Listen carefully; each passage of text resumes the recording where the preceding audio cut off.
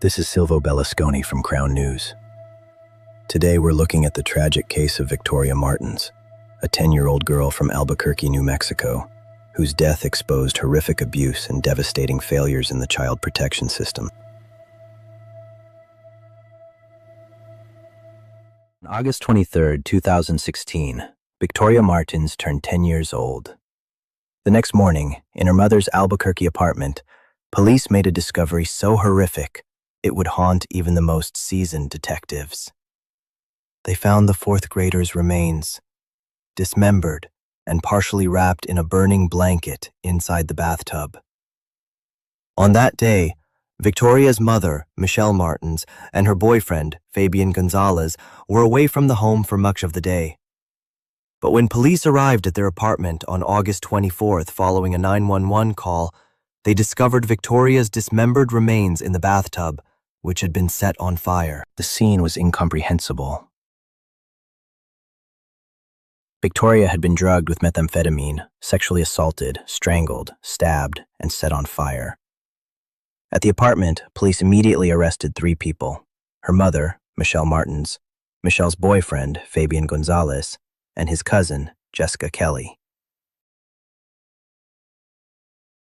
The community was shattered, certain that the monsters responsible were already in custody. For Victoria's grandparents, John and Pat Martens, this tragedy became a fight for accountability they never fully won. They publicly described the night they learned what happened to their granddaughter as a nightmare they could never escape. In interviews, they spoke of trying to protect Victoria and raising concerns about her safety. Tuesday afternoon, I says, how was your party? 5 o'clock, we talked to She her. says, oh, it was good. Did they sing happy birthday to you at school? Yes. Thinking of the whole incident. Thinking of the pain that Victoria must have went through. And to what point. And thinking of my daughter sitting in there. What is she doing in there? You know, how'd she get herself into this? But the story was just beginning to fracture. Initially, Michelle Martens provided a graphic, albeit false, confession involving Fabian Gonzalez and his cousin, Jessica Kelly. However, subsequent investigation, DNA evidence, and autopsy results eventually debunked her initial account, revealing that the details were inconsistent with the physical evidence. In 2018, Michelle Martens pleaded guilty to 1 count of child abuse resulting in death.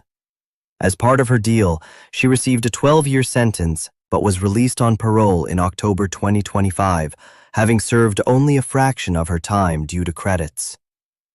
Jessica Kelly accepted a plea deal for 44 years in 2019 for child abuse resulting in death and tampering with evidence. Fabian Gonzalez was convicted of child abuse resulting in death and various tampering charges in 2022, receiving 37.5 years. And then came the revelation that ripped the case wide open. District Attorney Raul Torres announced that DNA evidence from the scene belonged to a 4th, unidentified male suspect. Cell phone data proved Victoria's mother and her boyfriend weren't even in the apartment during the estimated time of the murder. The initial confessions, it turned out, were lies. The prosecution eventually adopted a theory that an unknown male may have entered the apartment and killed Victoria, based on forensic evidence found at the scene. This man, the 4th suspect, has never been identified. The horror didn't stop with the crime scene. It was revealed that 5 months before her death, a child welfare complaint about Victoria had been forwarded to the Albuquerque Police Department. They ignored it completely. A later investigation found APD officials had lied to the press about following up.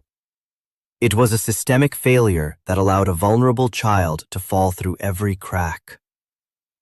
The video also highlights the failed attempts by Victoria's grandparents, John and Pat Martens, to sue the Albuquerque Police Department for failing to protect Victoria despite prior reports to Child Protective Services. The case remains haunting due to the extreme brutality Victoria endured and the fact that, despite the convictions of the adults present, the identity of the 4th suspect matching the DNA found on Victoria's body remains unknown. Today, Victoria Martens is gone, but her case remains unresolved. The John Doe whose DNA was found with her has never been identified. While 2 people are in prison for her death, Victoria's mother, Michelle Martens, was released in 2025. It's a monument to the failures of a system that was supposed to protect her, and a reminder that for some families, there is no closure.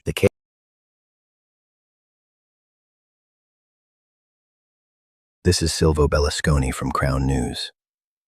Thank you for watching. Take care.